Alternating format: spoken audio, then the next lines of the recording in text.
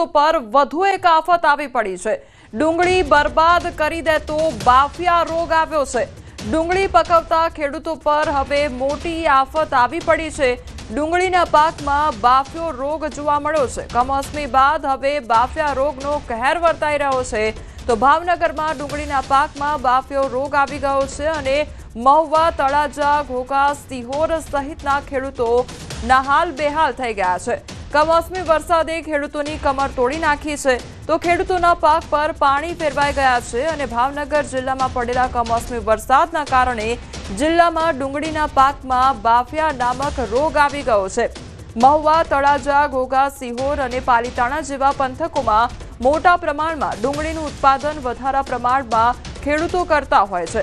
ત્યારે આ વખતે પણ ખેડૂતોએ ડુંગળીનું વાવેતર કર્યું, પરંતુ બાફિયા નામક રોગ આવી જતા કસ્તુરી ફરી એકવાર ખેડૂતોને રોવડાવી રહી છે।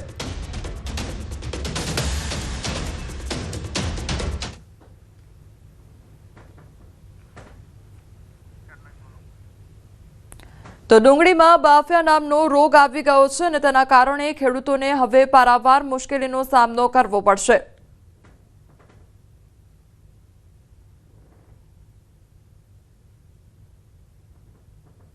અતિ વરસાદ પડવાથી પાણી ભરાઈ રહેવાથી બાફિયો રોગ આવી અને સર્વ ડુંગળી હાવ વિનાશ થઈ ગયો છે। એટલે ખેડૂતોને આગળ બહુ કપરી પરિસ્થિતિ ઊભી થઈ છે। ડુંગળીમાં બાફિયા નામનો રોગ આવ્યો એટલે મારે 8 વીઘાની ડુંગળી નાબૂદ થઈ ગઈ છે। મારી નહીં પણ આજુબાજુ શિયાળ તાલુકાના આજુબાજુ કોઈ પણ ગામડાના ખેડૂત ડુંગળી પકવતા બધાને મોટા પાયે નુકસાન થયું છે।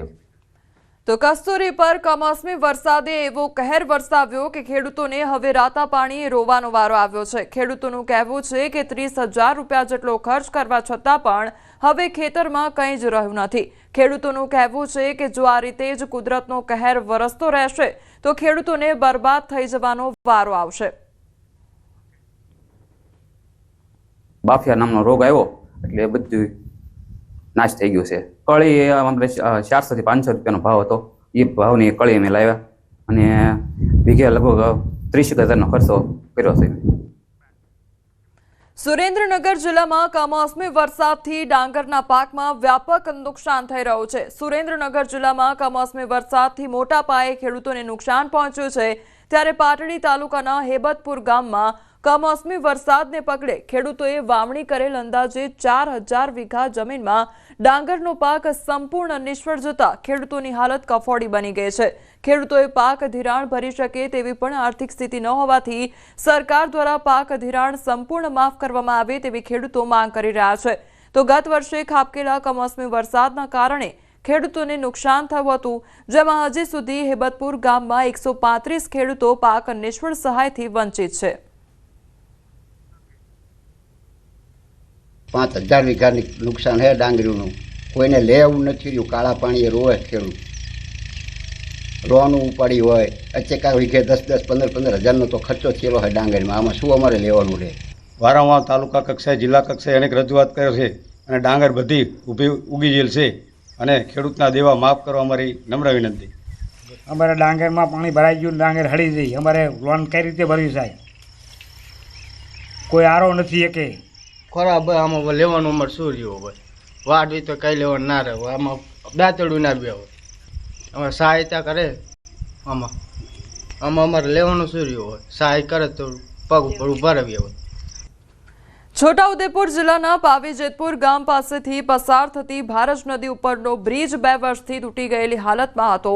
જો કે તંત્ર દ્વારા નદીમાં જ 2 વખત ડાયવર્ઝન બનાવવામાં આવ્યું અને બંને વાર આ ડાયવર્ઝન ધોવાઈ ગયું, જેના કારણે પ્રજાને 40 કિલોમીટરનો ચકરાવો કરવાનો વારો આવતો હતો, જેથી અંતે પ્રજાએ તંત્રના ભરોસે ના રહી પોતે જ ડાયવર્ઝન બનાવવાનું નક્કી કર્યું। પાવીજેતપુરની આસપાસના સરપંચો, યુવાનો અને રાહદારીઓએ સરકારની મદદ વગર નદીના પટમાં જ કાચું ડાયવર્ઝન બનાવી દીધું છે। હવે લોકોનું કહેવું છે કે જો લોકોને પડતી હાલાકીની નોંધ નહીં લેવામાં આવે તો હાઈકોર્ટમાં કાયદાકીય પ્રક્રિયા કરવામાં આવશે।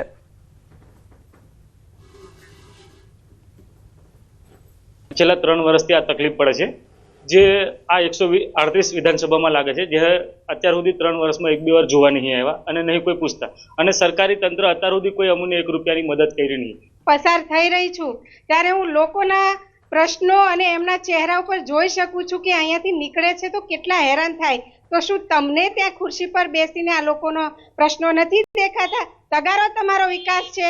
અહીંયા મહિલાઓ જો સગર્ભા હોય તો એને છેક પાવીજેતપુર રંગલી ચોકડી થઈને ત્યાં બોડેલી હોસ્પિટલ લઈ જવામાં આવે છે. જો પ્રશ્ન એક એવો આવે છે કે છેલ્લા ઘણા સમયથી સરકારી ડાયવર્ઝન નથી બનતું, એની પાછળના કારણો શું છે, એ કેમ કરવા માટે તૈયાર નહીં અને કેમ થતું નહીં, આ બધી વસ્તુનો જે પ્રશ્ન ખૂબ ગંભીર છે અને સરવાળે હેરાન જે થઈ રહી છે એ સમગ્ર રાજ્યના જે વડા છે આપણા માનનીય મુખ્યમંત્રી શ્રી, એમની પ્રજા હેરાન થઈ રહી છે.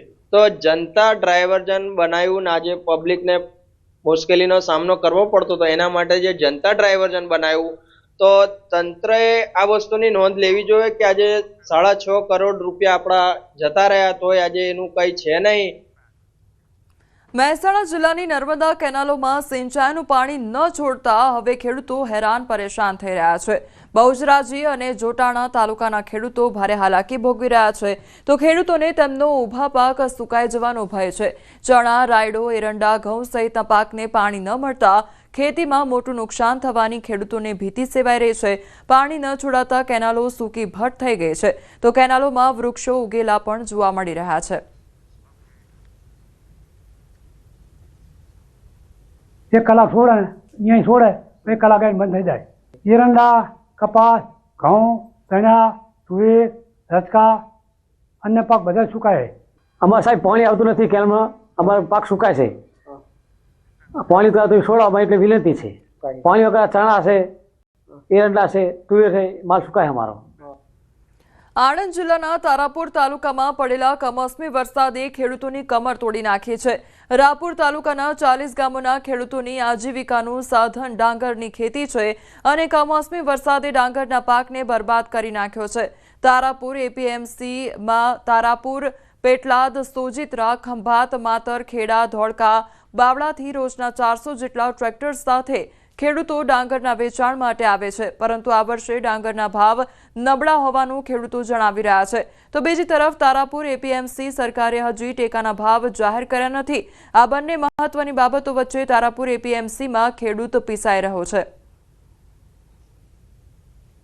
સરકારે હજુ ટેકાના ભાવ જાહેર કર્યા નથી અને અહીં આગળ વેપારીઓ પોતે હરાજી કરી અને મન ફાવે એ ભાવે લે છે. તો મારે સરકારને એટલું જ કહેવું કે અહીંયાથી 25-30 કિલોમીટર દૂરથી લોકો ડાંગર વેચવા આવે એમને એક તો પૂરતા ભાવ ના મળે. 8 વાગ્યાના એ હુઈ રહ્યા ખરીદાર મનમાં તારવા અને અત્યારે ગઈકાલ કરતાં 100 રૂપિયા ભાવ ઓછો માગે છે. તો સરકારે જેમ બને એમ વહેલી તકે એમનો ટેકાનો ભાવ જાહેર કરવો જોઈએ. વરસાદના હિસાબે જે નુકસાન થયેલું છે એમાં જે માલો પલળેલા હોય અથવા ક્વોલિટી નબળી હોય તેના ભાવ ઓછા પડે છે, બાકી સારા માલોના ભાવ પડે છે. હાલમાં અત્યારે અહીંયા વધારે ડાંગર આવક શ્રીરામની છે. શ્રીરામમાં નીચામાં નીચા ભાવ 500 પડે છે અને ઉપર 640 સુધી પડે છે. સરકારશ્રીનો આ નીતિ વિષયક નિર્ણય છે. હવે એ જ્યારે સરકારશ્રી જાહેર કરશે ત્યારે થશે, પણ અત્યારે તો હાલ કારણ કે આ માવઠું થયું એના હિસાબે માલ પણ ખૂબ ખરાબ ક્વોલિટી પલ્લી ગયો હોય તે છતાંય ખેડૂતોને ખૂબ સારા પ્રમાણમાં સારા ભાવ મળી રહ્યા. દિલ્હી બ્લાસ્ટ કેસમાં તપાસ એજન્સીને મળ્યો વધુ એક સીસીટીવી. હરિયાણાના નૂ વિસ્તારમાં ટોલ નજીક I-20 કારના સીસીટીવી સામે આવ્યા છે. તો બ્લાસ્ટ પહેલા ઉમર નૂમાં હિદાયત કોલોનીમાં ભાડે રૂમ લઈને રહી રહ્યો હતો.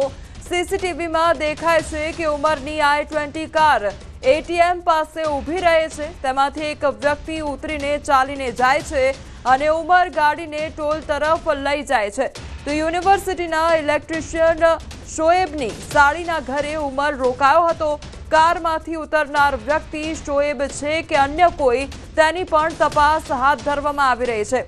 તો તપાસ એજન્સીઓએ દિલ્હી બ્લાસ્ટ કેસમાં ફિરોઝપુર ઝીરકા વિસ્તારનો એક સીસીટીવી ફૂટેજ મેળવ્યો છે, જેમાં એક I-20 કારમાં એક વ્યક્તિ નજરે પડે છે. આ વ્યક્તિ ફૂટેજમાં દેખાય છે, જેની એજન્સીઓ શોધ કરી રહી છે. એવું માનવામાં આવે છે કે તે આ જગ્યાએ ઉમરની સાથે હતો. આ વ્યક્તિ કાર ઊભી રહેતા જ તેમાંથી ઉતરી ગયો હતો અને ત્યારથી તે ફરાર છે તેવું કહેવામાં આવી રહ્યું છે. અમદાવાદ ક્રાઇમ બ્રાન્ચની હુક્કાબાર પર કાર્યવાહી કરવામાં આવી છે। 2 જગ્યાએ રેડ કરી કાર્યવાહી હાથ ધરવામાં આવી તો ગુજરાત કોલેજ પાસેના આકાશ ગંગા કોમ્પ્લેક્સ, સિંધુ ભવન રોડ પર લોન્ચ કાસાનોવા કાફેમાં હુક્કો પીતા શખ્સ સામે કાર્યવાહી। કુલ 4 લોકોને હુક્કા પીતા ઝડપી પાડવામાં આવ્યા છે તો હુક્કા તેમજ ફ્લેવર સહિતની સામગ્રી પણ જપ્ત કરવામાં આવી છે। તો હુક્કા બારને લઈને આ કાર્યવાહી હાથ ધરવામાં આવી છે। હુક્કો તેમજ ફ્લેવર સહિતની જે સામગ્રીઓ છે તે પણ જપ્ત કરવામાં આવી છે। 4 લોકોને ઝડપી પાડવામાં આવ્યા છે। તો આકાશ ગંગા કોમ્પ્લેક્સ તેમજ સિંધુ ભવન રોડ પર લોન્ચ કાસાનોવા કાફેમાં આજે હુક્કા પીતા શખ્સો છે તેમની સામે કાર્યવાહી કરવામાં આવી છે। જે કુલ 4 લોકો છે તેમને ઝડપી પાડવામાં આવ્યા છે। તો આ સાથે હુક્કા તેમજ ફ્લેવર સહિતની જે સામગ્રીઓ છે તે પણ જપ્ત કરવામાં આવી છે।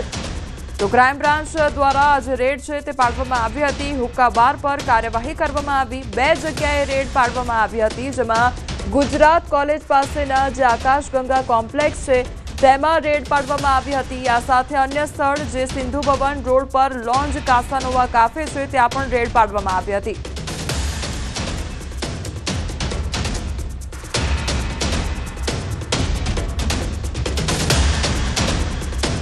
તમારી સાથે હાલ સંવાદદાતા ઋત્વિજ અમારી સાથે જોડાઈ ગયા છે। ઋત્વિજ, પહેલા રેવ પાર્ટી અને લઈને તપાસ હાથ ધરવામાં આવી હતી અને હવે જે છે હુક્કા બાર જે છે તે ઝડપી પાડવામાં આવ્યું છે અને લોકોને ઝડપી પાડવામાં આવ્યા છે, એટલે અમદાવાદ આ કયા પ્રકારનો અડ્ડો બની રહ્યો છે?